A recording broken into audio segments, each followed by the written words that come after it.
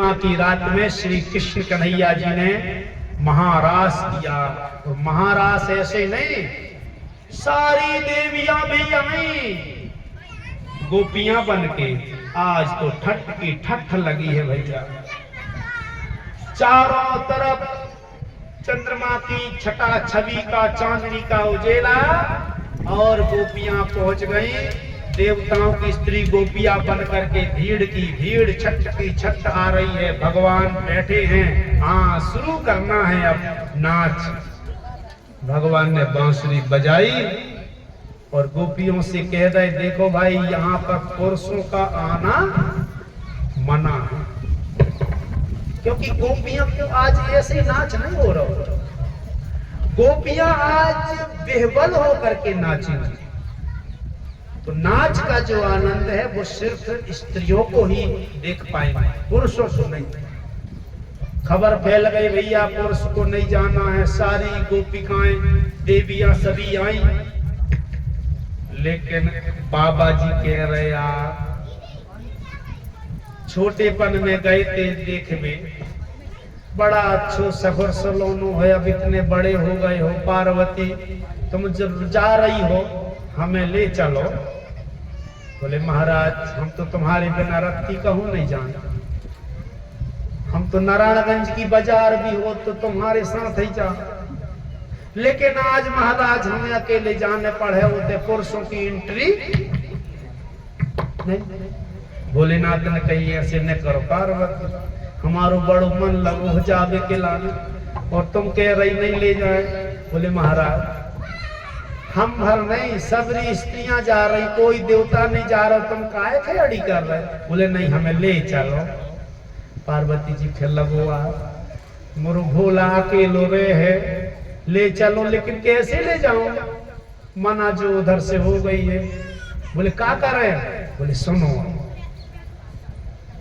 भाई, बारी धुतिया पहन लो हमारी, मुड़ ओढ़ लो, कोई नहीं जानता है कि कौन आ, मुड़ ओढ़ के चले।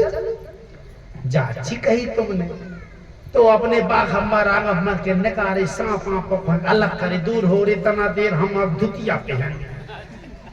हा भोलेनाथ ने अच्छी चौड़ी बाट वाली किनारी की साड़ी निकार के पार्वती मैया ने दही ले साड़ी पहन लो। भोलेनाथ ने साड़ी पहने, पोल का निकारे पोल का पहने। अब पार्वती तुम्हारो पायल और दे दो, ये हमारे झुनझुना जे सांप के रहे ये सब अब दूर होने हैं। बोले कान के फूल भी पहन। भोलेनाथ ने कहा पार्वती लेकिन ले चल हो नहीं, ऐसो तो नहीं। बोले गौरव से शंकर जी दानी, आज हम भी जनाना बनेंगे। आज हम भी जनाना यानी औरत स्त्री बनने की। क्यों? वृंदावन की सुहानी गली में देखने रास लीला चलेंगे। पार्वती ने कही यार गड़बड़ न कर दइयो, और नहीं हम पकड़े जे हैं। बोले बिल्कुल चिंता न करो, हम ऐसो पहन हैं कि कोई चीज नहीं न पाए। अच्छा भोले करने लगे जब तैयारी, और तन पे डाले बनारस की साड़ी, झुमका सुंदर सो कानों में डाला, माला चौड़ा सा अद्भुत निराला, और करधनी चांदी की वो पहनकर शीशे में देखा अच्छे लगेंगे। बोले गौरा से शंकर जी दानी, आज हम भी जनाना बनेंगे। बोले गौरा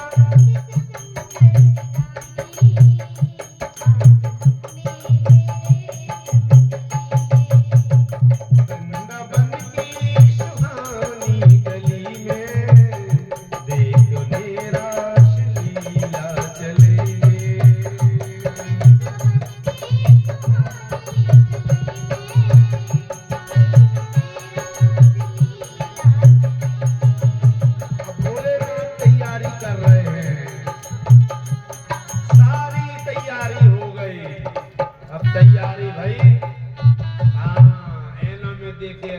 रहे भोलेनाथ ने कही चलो पार्वती। जाके पहुंच गए ब्रजमंडल में, पहुंचे आगे आगे पार्वती मैया, पीछे पीछे भोलेनाथ। अब पार्वती मैया रोज गोपिकाएं बन के आ जाती, उन्हें गली मालूम है, उनकी पहचान रही। बोले को पास बन गए है, सब चीन भी रहे। लेकिन आज ये कह रहे हैं जाकौन नई बहू आ गई रे, को तना ऊंची ऊंची सी, अब उनके जटा जूट थोड़ी लंबे, तो वो बहू को घूमता भी ऊपर। जाकौन बहू आ गई है। भोले के संग आई गुजरिया, गौरा के पास गुजरिया यानी एक महिला आई। गौरा के पास आई गुजरिया, संग में आज कौन है बहुरिया। गौरा कहते हैं सुनो जी, कोई दूसरी नहीं हो, अपने घर ही की आई, चिंता न करो, हम हैं ना, हम लेके आए। बोले है कौन? बोले इनकी एक आंखी जंजा वाली है, जब बंद रहे थे या जो आंखी है ना जाने खोले, हमारी पहचान किया। ये बिचारी बड़ी है सयानी, एक आंखी है इसकी भी कानी। अरे बोले बताओ नाम बताओ जब जानते हैं। बोले मत करो इसको हैरान कोई, इसका परिचय बता दे।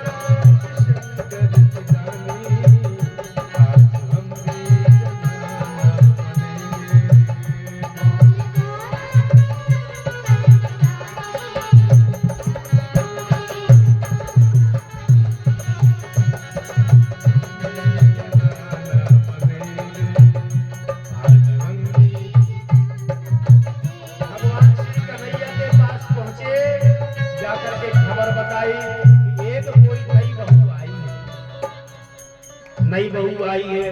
कन्हैया ने कहा कौन बहू आई है? श्री कृष्ण कन्हैया जाकर के गौरा पार्वती के पास पहुंचे। देवी ये किसको ले आई है? कौन सी देवी है आज?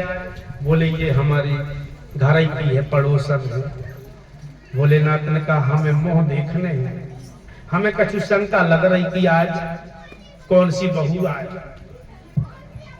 भोलेनाथ ने अपने आप को झुकना शुरू कर दिया कि अब पकड़ न जाए, और श्री श्याम ने घूंघट लिया और जल्दी से घूंघट को खोल दिया।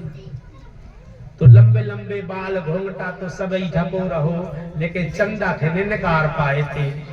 तो चंदा चमचमा रहा, बोले काय चंद्रमुखी, अरे चंद्रमुखी तुम भी आ गई। भोलेनाथ के बड़ी शर्म, अरे राम राम, हम तो पकड़ गए। तो अब पार्वती मैया के पास शरीर में धीरे धीरे चिपक गए, और ऐसे नहीं चिपके, पार्वती मैया के शरीर में समा गए। आधो शरीर शंकर जी को पार्वती मैया के शरीर में प्रवेश कर गया। इतनी शर्म लगी। जब शरीर प्रवेश कर गया तो कृष्ण भगवान ने कहा भोले अब नवरूप हमें दिखा रहे हो, आधो रूप तुम्हारो, आधो रूप पार्वती को। बोलिए अर्धनारीश्वर भगवान की। जो स्त्री पुरुष किसी भी शरीर के दोष से दुखी है, कई स्त्रियों को हाथ में दर्द रहता है, सिर में दर्द रहता है, डॉक्टरों के इलाज के बाद भी आराम नहीं लगता है। अगर वो दर्द डेरे हाथ में है, या पुरुष का दर्द दाहिने हाथ में है, तो आपको कुछ करने की जरूरत नहीं है। आप अर्धनारीश्वर महाराज की फोटो या मूर्ति जो मिल जाए उसकी पूजा करें, बन जाए तो सोमवार का व्रत रखें। पूजा करना अर्धनारीश्वर की, माला हो तो एक माला जाप करो, अर्धनारीश्वराय नमः, अर्धनारीश्वराय नमः, अर्धनारीश्वराय नमः। जाप के बाद, उपास के बाद, पूजा के समय प्रार्थना करो, प्रभु हमारो स्त्रियों को डेरो हाथ बाएं अंग, हमारो जो अंग बड़ो दर्द दे रहा है, कष्ट है, पिरातो है, दर्द है, घुटना में है, सिर में है, जहां भी है, महाराज अर्धनारीश्वर दूर करो। पुरुषों को अगर दाहिने हाथ में है तो आप भी प्रार्थना करो, महाराज दूर करो कष्ट, निश्चित दूर करेंगे, क्योंकि दोनों की शक्ति मिला करके पार्वती गौरा और भोलेनाथ अर्धनारीश्वर के रूप में आपको सभी कष्टों से मुक्त करेंगे। वृंदावन बिहारी लाल की जय हो। महारास हुआ, सारे गंधर्व देवता अनेक रागों में, अनेक उसमें गायन कर रहे हैं, वहां सिर्फ वही है जो स्त्रियां हैं। नाचते नाचते गोपियां इतनी बेहवल हो गई कि उनको अपने तन बदन की होश नहीं। श्री व्यास जी ने तो यहां तक लिखा है कि गोपियों के कमर के वस्त्र की नाम